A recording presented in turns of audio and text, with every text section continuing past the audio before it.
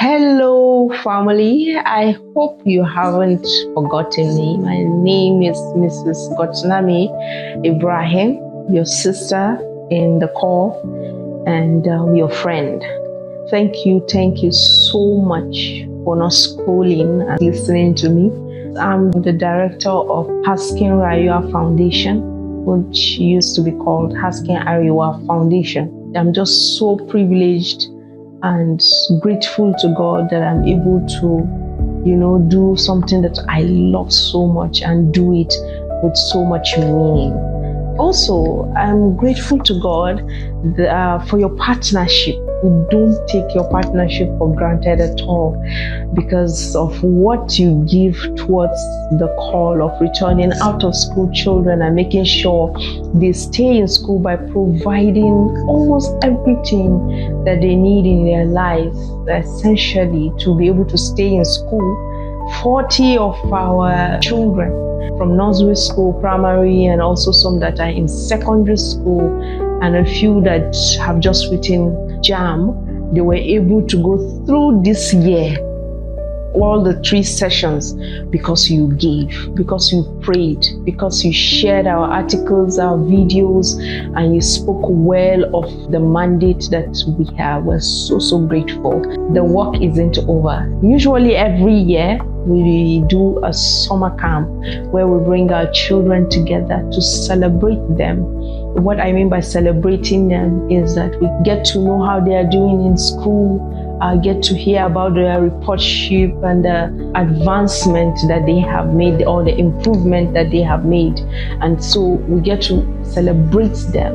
We get to listen to them and help them start their journey of healing emotionally. Lest you forget, the kind of children that we focus on to help are usually children that in one way or the other have been affected by the sorry case of terrorism that has affected each and every one of us, directly or indirectly, especially in northern Nigeria. I'm talking about children in Zamfara, talking about children in Kebbi, Niger, children in Katsina, in Kano, that we've advocated for that should be allowed to go to school, but then having been so courageous to really take a leap to go back to school, but have not been able to thrive because of the fear of what could happen. One of our kids, last year to early this year, in fact, her family had to leave a particular village because her dad was targeted. And, such things just have a way of implicating a child's life. They lost their home, they lost everything. But Zainab is thriving, and we are grateful to God for that. We love these children, we love their courage. And so when we bring them during the summer camp, it's just a time for us to take tea together, to pray together, to play together, to remind them why we send them to school. The formal education is so important even if we still have brothers and sisters that don't think it is crucial.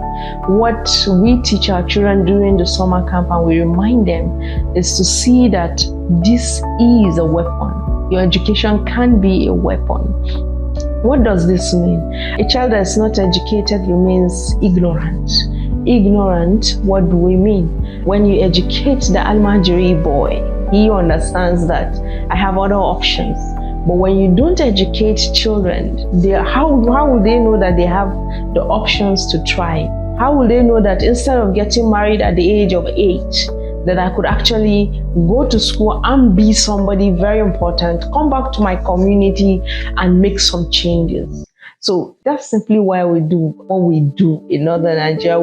We don't educate them to just fill their heads with arrogance or pride just to have a certificate to say they've gone to school.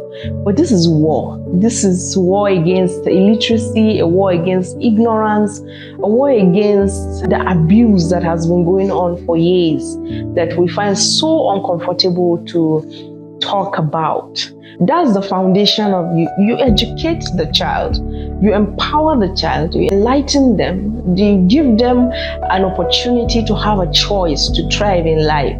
So that's why we do what we do. And the summer camp has proven for years now. We've done it for almost 4 years and successfully because of your support, and it has proven to work.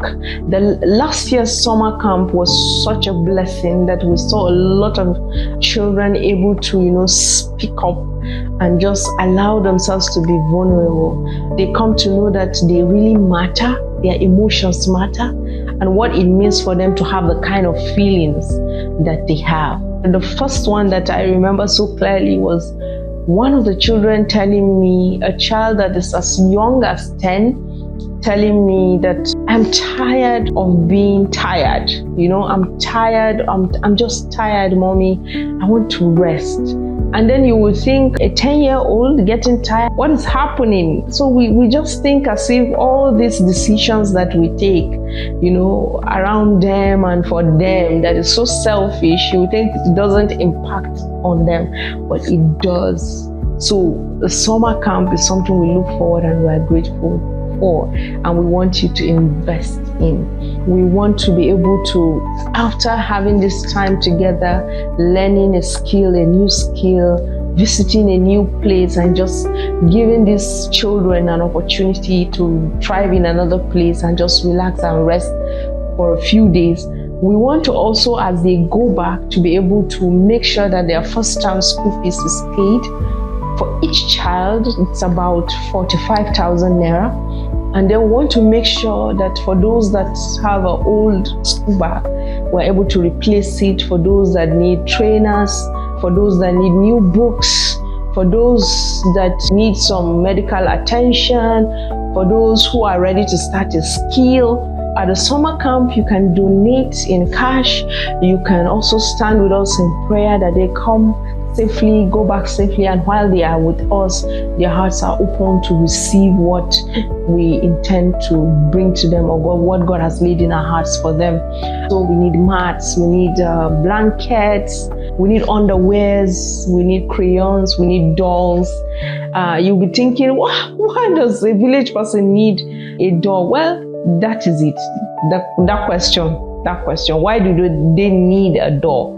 They need it because it's therapeutic. And I remember the first summer camp we had, and people donated dolls. We gave some of them. Oh my God, at first they were scared. It means they've never experienced that. Then the next moment they were so joyful. They had friends, and that means those dolls were just, really meant a lot to them. It was so interesting to watch. So dolls for the younger ones, it's pads, however God is laying. Even food items, we usually don't like them going back as they came. They should have something to return back to and start a new session with. I believe that God is already laying in your heart and speaking to your heart, your conscience, to do something about it. Thank you so much for what you are doing. Thank you so much for being such a compassionate person in Nigeria, because we need a lot of compassion. We need a lot of, I keep saying compassion, because as you have heard me say so many times, we're not seeking for your sympathy, because sympathy doesn't do anything. We're not seeking only for your empathy. We're seeking for compassion, because if you show us compassion, it means that you're going to partner with us and do something about what I'm just telling you. Doing something about it means sharing this video. Doing something about it means subscribing, leaving a comment, sending $1, sending a naira. It will all go a long way. Doing something about it, even sharing your experience, your expertise by volunteering with us, we all welcome that. You'll find the details for the bank, the email, and how to contact us, or even contact me directly. We are just so grateful and love you. Thank you for your support. God bless you.